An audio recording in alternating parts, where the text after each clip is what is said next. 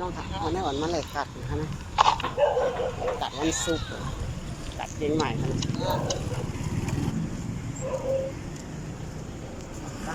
ะ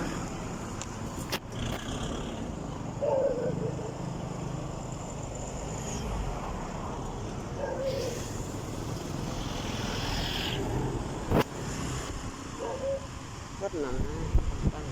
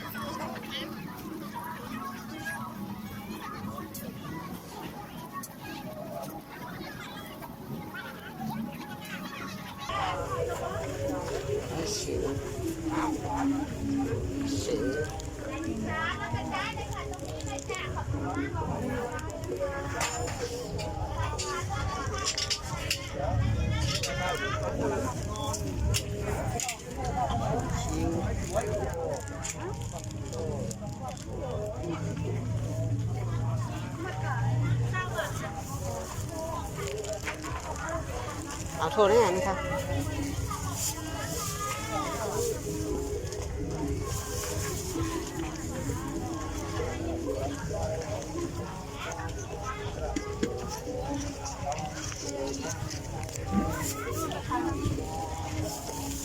นี่ครับ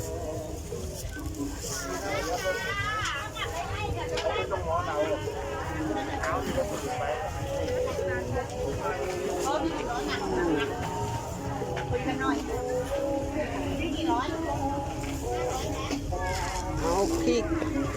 ที่แกงผักกาดไปดูกับข้าวก่อนครับมะเขือส้มปั้น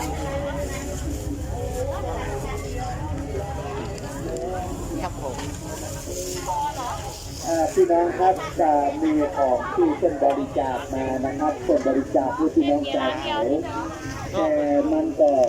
เป็นของที่มันบำรุงระดับเงินนี่ไปอยู่ครับไปซื้อของที่มันจะเป็นต้องใจกับพี่น้องชาวไทย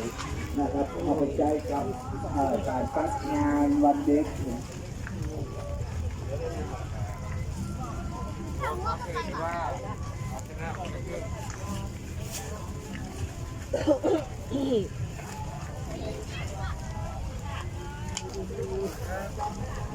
เอาปลาหน่อย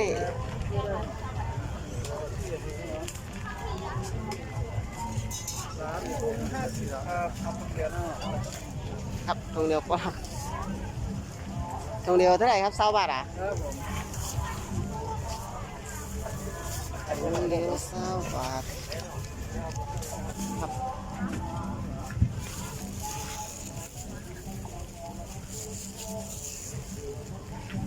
ครับ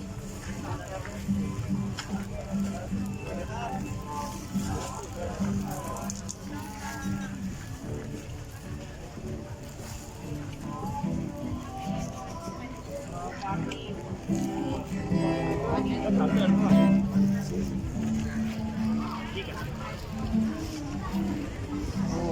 ส้ม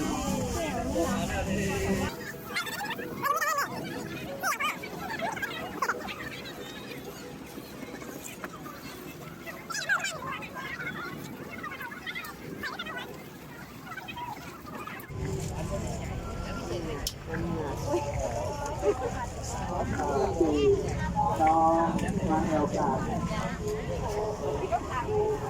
พี่น้องแอลกาเขาเดียวมาค่อยๆนะครับที่ดูโปรแกรมในการที่ถ่ายนะครับช่วยกับดูเนอร์กับการดูต่อไปนะครับขอบคุณที่ มามีกระเฮินนี่ โปรแกรม พี่น้องที่ต้องการที่จะมา ชื่อแปะจุงอ่ะ การนัดของเขาของเราน้องเจนเนอร์ครับจะร้อนเจนมา เอาแปะจุงกับอย่างอ่ะ การก่อนจะได้ยังจะไม่ได้จะเอามาแล้วจะได้ขายก็นะครับเอาคำแนะนำพี่น้องเกี่ยวกับเองเลยครับพี่น้องครับ ใช่ พี่น้องโอกาสของที่คุณแต่มันก็สวยนะ เออเฮ็ดกินเฮ็ดซอยอ่ะ พี่น้องนะครับพี่น้องครับสัญญา บ่มักหวานนี่นะ บางจอความเหมาะสมกับพี่น้องบนดอยมันจำเป็น เอา2เมี่ยวนะคะ ละออนที่บนดอยเป็นการงานวันเด็กที่เด็กชายหญิงเองนะครับเอาไปช่วยอุดหนุนโรงเรียนมาเป็นผ้าเป็นของที่ใช้ได้ครับที่ผู้รักผู้ใหญ่ที่เพื่อนของความสำคัญของเด็กบนดอยนะครับ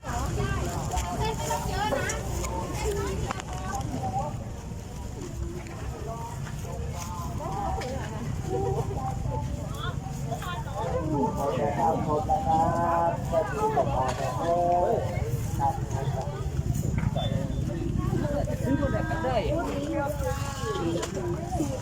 มาเทปหมาตัวยาแรงหนูตายเรียบเพียงแค่นำเหยื่อกำจัดหนูชนิดนี้นำไปวางใส่ภาชนะ ซื้อของผู้โค20 บาทครับ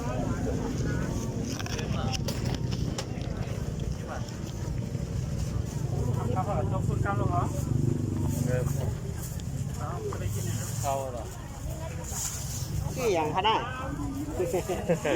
พ่อวะถึงน้ำน้ำมีหน้ากากเต็มไร อยู่ในการเซ็นเงินจริงๆค่ะเนาะ เมื่อ